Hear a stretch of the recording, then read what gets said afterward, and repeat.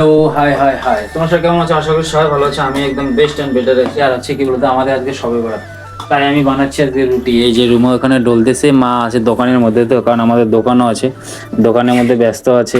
মানে আজকে সবে বরাত যেহেতু দোকান খোলা আছে রাত্রিবেলা সন্ধ্যাবেলা। এই যে আমাদের গ্রামের রান্নাঘর, তোমরা অবশ্যই জানো যারা দেখেছো। রুমা এদিকে বানাচ্ছে আর আমি ভাজতেছি। কি বলো তোমরা যারা যারা রুটি ভাজতে ওরা কমেন্ট করবে, ঠিক আছে?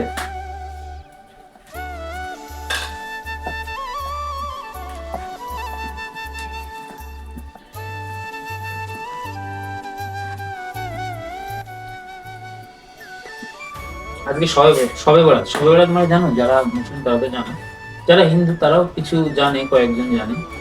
আর যারা না জানে তারা হচ্ছে জেনে রাখো, কারণ আমাদের রোজার ঈদের সামনে 15 দিন আগে সবে বরাত বলে আমাদের একটা উৎসব হয়। জানি না আমি পুরো ক্লিয়ারলি সবে বরাত কিসের জন্য হয় রোমা, তুই জানো?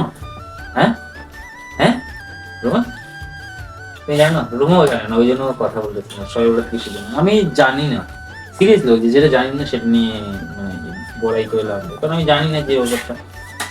সবে বরাত আমি শুনেছিলাম একসঙ্গে, কিন্তু মনে নেই কিসের জন্য হয়। আর যেহেতু আমি মানে অনেকদিন থেকে বাইরেই, ছোট থেকে বড় হয়েছি কিছুদিন, 2010-এ বাইরেই ছিলাম, তারপর থেকে বাইরেই বেশিরভাগ ছিলাম, ওই জন্য ব্যাপারটা পুরো ক্লিয়ারলি জানি না।